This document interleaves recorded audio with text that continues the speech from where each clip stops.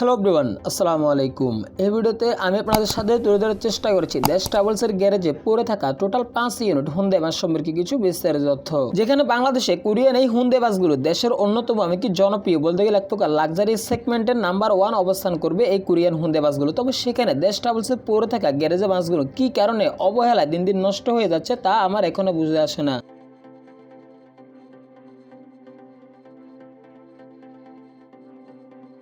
তো এই ভিডিওতে আমি আপনাদেরকে দেখানোর চেষ্টা করেছি চট্টগ্রামের সিটি গেট এলাকায় একটি গ্যারেজে প্রায় 10 ইউনিটের মতো দেশ ট্রাভেলসের হুন্ডাই বাস সেখানে অবহেলায় পড়ে রয়েছে। ভিডিও শুরু করার আগে আপনাদের কাছে আমার একটা অনুরোধ থাকবে, কেউ পুরো ভিডিও না দেখে ভুলভাল কমেন্ট করবেন না। অনেক সময় দেখা যায় পুরো ভিডিও না দেখে আপনারা শেষে কিন্তু উল্টাপাল্টা কমেন্ট করতে শুরু করেন। আবার অনেক কথা দেখি ভিডিওর টপিকের বাইরে গিয়ে কমেন্ট করতে শুরু করে, যে সমস্ত টপিক নিয়ে আমি ভিডিওতে কোথাও বলিনি। সো আমি আপনাদেরকে একটা অনুরোধ করবো, আপনাদের প্রত্যেকটি মন্তব্য এবং কি কমেন্ট আমাদের কাছে অনেকটাই মূল্যবান। তা আপনারা সেই মূল্যবান কমেন্ট করার আগে অন্তত দুইবার ভেবে দেখবেন। এখন আপনারা ভিডিওতে যে হুন্ডাই বাসগুলো দেখতে পাচ্ছেন, এই হুন্ডাই বাসগুলো এই গ্যারেজে প্রায় অনেক দিন যাবতীয় পড়ে রয়েছে। তবে কি কারণে অথবা কেন কিভাবে এই বাসগুলো এখানে আসলো অথবা এই বাসগুলোর কি সমস্যা কিছুই কিন্তু আমি জানতে পারিনি। তবে এখানে কেউ না থাকার কারণে হয়তো আমি কিছু জানতে পারিনি। তবে যতটুকু দেখে বুঝলাম, যতটুকু শুনলাম যে এই বাসগুলো এখানে অনেক দিন যাবতীয় এই অবস্থায় পড়ে রয়েছে। তবে কোরিয়ান এই হুন্ডাই বাসগুলোর দাম পড়ে প্রায় দেশি টাকায় 1,80,00,000 থেকে 2 কোটি টাকার মতো। তবে এখানে মজার ব্যাপার হচ্ছে আমাদের দেশের বাস মালিকরা বাইরের দেশে এই বাসগুলোকে যতটা কষ্ট করে না দেশে নিয়ে আসা হয় তার চেয়ে বেশি এক্সাইটেড থাকে যে তার হুন্ডাই বাসগুলো কবে দেশে সার্ভিস দেওয়া শুরু করবে। এমনকি যতদিন কিনা এই বাসগুলোর কিস্তি বাস মালিকরা পরিশোধ করতে না পারে ঠিক ততদিনই কিন্তু এই বাসগুলো ঠিকঠাক মতো মেনটেন্স করা হয়। এমনকি যখন কিনা বাসগুলো নিজেদের আয়ত্তে চলে আসে ঠিক তখনই বাসগুলোর অবহেলা শুরু হয়ে যায়। বাংলাদেশে হুন্ডাই বাসের ডিলার হচ্ছে এইচ&এস মোটরস। এমনকি বাংলাদেশের লাক্সারি সেগমেন্টে এই হুন্ডাই বাসগুলো অনেকটাই গুরুত্বপূর্ণ ভূমিকা পালন করে। এমনকি আমি মনে করি নেক্সট জেনারেশনে এই হুন্ডাই বাসগুলো বাংলাদেশে অনেকটাই এগিয়ে থাকবে, কারণ এই বাসগুলো হচ্ছে বাংলাদেশের সর্বোচ্চ শক্তিশালী এবং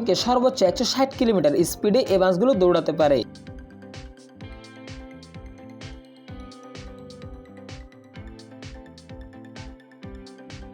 তবে দেশে পড়ে থাকা এই হুন্ডাই বাসগুলোর এই দুর্দশার কারণ হচ্ছে শুধুমাত্রই কর্তৃপক্ষ। কারণ কর্তৃপক্ষ ঠিকঠাক মতো বাসগুলোকে মেনটেন্স না করার ফলে বাসগুলো আজকে অবহেলায় গ্যারেজে অনেকদিন যাবতীয় পড়ে রয়েছে। তবে এখানে আমার কাছে সবচেয়ে যে বিষয়টা অবাক লেগেছে সেটা হচ্ছে এই বাসগুলো কোনো অ্যাক্সিডেন্টের শিকার হয়নি অথবা কোনো মামলাও খায়নি। তাহলে এই বাসগুলো কেন এখানে পড়ে রয়েছে সেটা আমি এখন পর্যন্ত এখানে কারো কাছে জানতে পারিনি। এমনকি বাংলাদেশের বাস মালিকরা ঠিক এভাবে লস খায় এমনকি বিদেশের লাক্সারিয়াস বাসগুলো ঠিক এভাবেই হারিয়েছে। বাসগুলো যদি এইভাবে যদি দীর্ঘদিন যাবত যদি পড়ে থাকে তাহলে বাংলাদেশে আসা হিনু আরএনের মতো অবস্থা হয়ে যাবে এই বাসগুলোরও। কারণ রাস্তায় চলাচল করা একটি রানিং গাড়ি যখন হুট করে গ্যারেজে বসিয়ে দেওয়া হয় এমনকি বাসগুলো যখন ঠিকঠাক মতো মেনটেন্স না করে এমনকি তার ভিতরে দিন দিন এই বাসগুলোর ইঞ্জিন আরো ডাউন হতে শুরু করবে। ফলে পরবর্তীতে এই বাসগুলো আপনাকে মেনটেন্স করতে দ্বিগুণ টাকা খরচ করতে হবে। এমনকি কোনো সময় দেখা যাবে বাসগুলো দিয়ে আর সার্ভিসও দেওয়া সম্ভব হবে না। চট্টগ্রামের সিটি গেট এলাকায় দেশ ট্রাভেলসের এই গ্যারেজে প্রায় 5 ইউনিট হুন্ডাই বাস রয়েছে, যে 5 ইউনিট হুন্ডাই বাসের সম্পূর্ণ অযোগ্যভাবে পড়ে রয়েছে এখানে। তবে এখন রাস্তার উপর যে হুন্ডাই বাসটি দেখতে পাচ্ছেন এটি কিন্তু একটি স্বাভাবিক হুন্ডাই বাস। এটি কিন্তু ওই হুন্ডাই বাসগুলোর পাশে রাস্তায় দাঁড়িয়ে ছিল, আমি সেখানেও এটিও একটি ভিডিও করে নিয়েছিলাম আপনাদেরকে দেখানোর জন্য। তবে রাস্তার উপর দাঁড়িয়ে থাকা দেশ ট্রাভেলসের যে রানিং হুন্ডাই বাসগুলো দেখতে পাচ্ছেন, যদি আপনারা গ্যারেজে পড়ে থাকা হুন্ডাই বাসগুলোর সাথে যদি কম্পেয়ার করেন তাহলে বুঝতে পারবেন যে গ্যারেজে এর চাইতে অনেক বেটার কোয়ালিটির হুন্ডাই বাস রয়েছে তাদের। আমাদের দেশে যদি হুন্ডাই বাসের আগমন অনেক আগেই ঘটে, সেটি হচ্ছে টিএ ট্রাভেলসের হাত ধরে। তবে 2015 সালে এসে দেশ ট্রাভেলস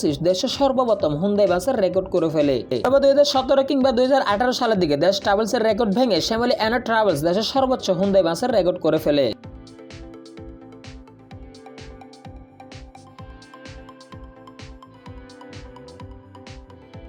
কোরিয়ান এই হুন্ডাই বাসগুলোর দিকে আপনারা যদি লক্ষ্য করেন তাহলে দেখতে পারবেন বাসের ড্রাইভার সিট, বাসের স্টিয়ারিং, বাসের লোকাল গ্লাস, বাসের গিয়ার সহ এমনকি বাসের লকার পর্যন্ত এই বাসগুলোতে সম্পূর্ণ অটোমেটিক সিস্টেমে চালু করা হয়।